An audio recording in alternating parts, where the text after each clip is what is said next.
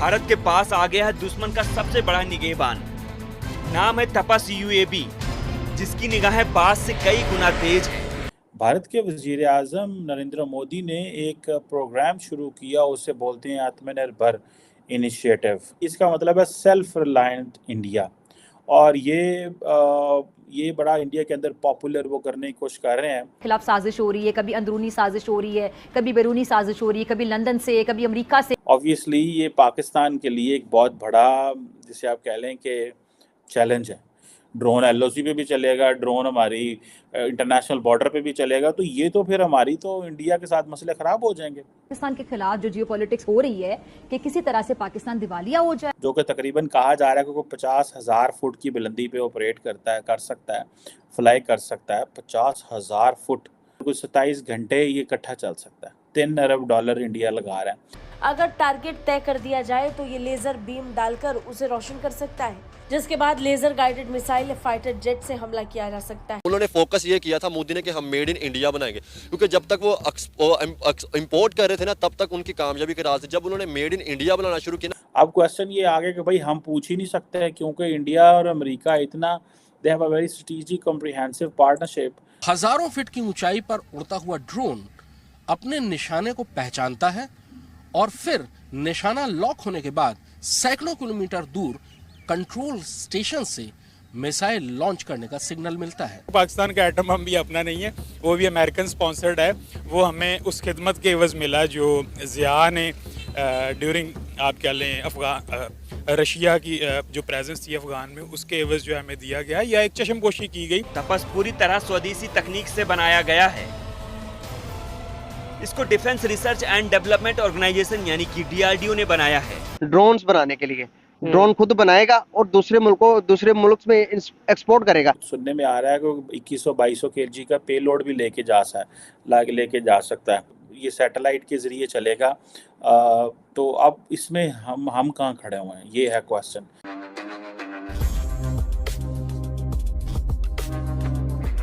यार ये बहुत अच्छी बात है। देखें अब 21वीं सदी है और तीसरा डेकेड शुरू हो गया है, तो यहाँ पे तो साल के बल्कि 5-6 माह के बाद चीज़ें आ रही हैं, डेवलपमेंट आ रही है।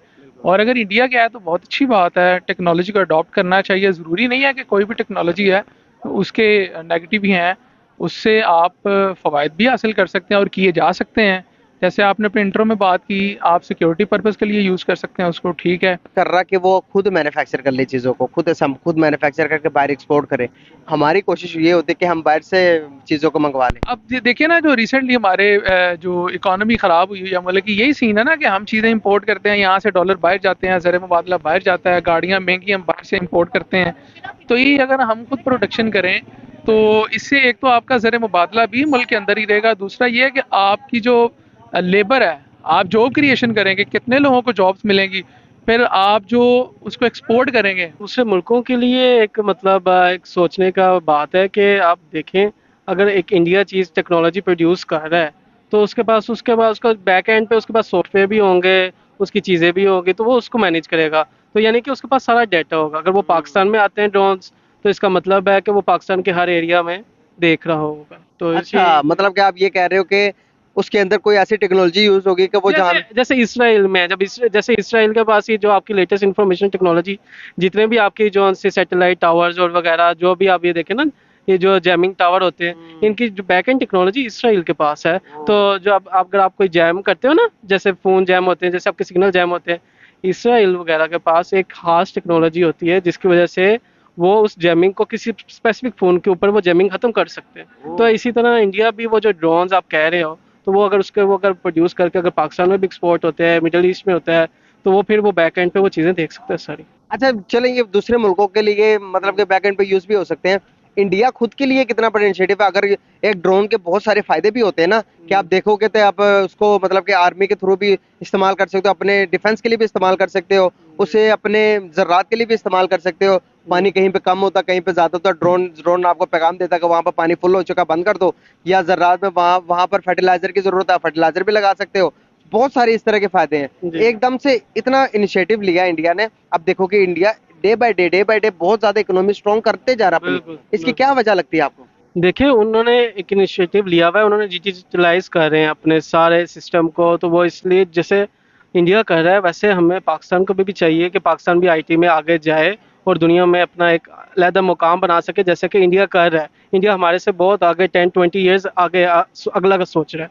हम बहुत पीछे क्या हैं। क्या चीजें हैं जो कि इंडिया को इतना आगे लेकर गई हैं? उनका विजन, उनकी जो है डेमोक्रेसी बहुत स्ट्रांग है। अब इंडिया ने एक अपनी इंटेंशन शो किया कि जी हमें वेपनाइज्ड अनमैन्ड एरियल व्हीकल चाहिए एयरफोर्स, आर्मी और नेवी के लिए, और इसी से वो समझते हैं कि हमारी सर्वेलेंस जो है वो बूस्ट हो सकती है। और वो कह रहे हैं हमें लाइन ऑफ एक्चुअल कंट्रोल पे चाहिए। लेकिन क्या ड्रोन ਦਾ कोई ड्रोन ਤੇ ਲਿਖਿਆ ਤਾਂ नहीं होना कि ड्रोन जो है लाइन ऑफ एक्चुअल कंट्रोल पे चलना है। ड्रोन एलओसी पे भी चलेगा, ड्रोन हमारी इंटरनेशनल बॉर्डर पे भी चलेगा। तो ये तो फिर हमारी तो इंडिया के साथ मसले ख़राब हो जाएंगे। अभी फॉर एग्जांपल इंडियन मिलिट्री जो है वो जिसे वो कहते हैं ना, ये सारी अगर वेपन तो उनको मिल जाता है तो आप देख लें कि ये किस तरह की चीज़ें हो सकती हैं। इसमें ये देख लें कि इसमें एक तो बड़ा काम, इस प्रोसेस को बड़ा स्पीड अप किया जा रहा है। मोदी साहब जा रहे हैं और ये जो जितनी भी 2+2 डील्स डिस्कशंस होती रही हैं उसमें ये डिस्कशन हुई थी पहले, और कहा जा रहा है कि अप्रैल 2022 में ये हुए हैं। इससे पहले आपको पता है इंडिया इजराइल से रेंट पे भी ड्रोन्स लिए हैं उसने। और ये जो MQ-9B है सबसे ज़्यादा जिसे वो कहते हैं ना एडवांस लाइन है, और हर तरह के वेदर में ये परफॉर्म करता है।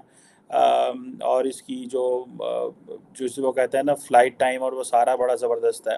और 3 डिग्री जो है वो ऑपरेट करता है। इसे स्काई गार्डियन मेरा ख्याल है बोला जाता है, या सी गार्डियन भी इसको बोला जाता है। और ये आप ये इमेजिन कर लें कि ये जो ड्रोन है अगर इंडिया को ये मिलता है, और जो कि मिल जाना है ज़ारी बात है, जो कि तकरीबन कहा जा रहा है कि वो 50,000 फुट की बुलंदी पे ऑपरेट कर सकता है, फ्लाई कर सकता है। 50,000 फुट जहाज़ जो है वो आपको पता है 40,000 फुट पे जाता है। ठीक है, नॉर्मली अगर आप इंटरनेशनल फ्लाई करें तो वो ऊपर लिखा होता है 35,000 38,000 फुट पे जहाज़ जा रहा होता है। तो ये उससे भी ऊपर 10,000 फुट है। ठीक है जी, और कुछ 27 घंटे ये इकट्ठा चल सकता है। $3 अरब इंडिया लगा रहा है। और इसमें से कोई मेरा ख्याल 15 एक ड्रोन जो है नेवी के लिए हैं, 8 आर्मी के लिए और 8 एयरफोर्स के लिए। सो इससे मुराद ये है कि इंडिया जो रिसेंटली इंडिया ने अपने 2 एयरक्राफ्ट कैरियर जो है वो इंडियन ओशन में भेजे, उससे तो ये पता चलता है कि इंडिया बेसिकली सारे का सारा जो फोकस है वो India is emerging as a maritime power.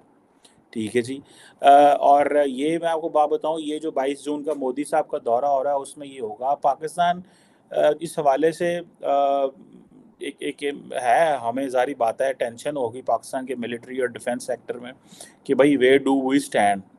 मैं पहले आपको बताया कि एक वक्त था कि इंडिया अमेरिकन जब भी कोई चीज़ इंडिया को देते थे तो पाकिस्तान पूछता था, या पाकिस्तान को मिलती थी तो इंडिया पूछता था पाया नहीं की कर रहे हो।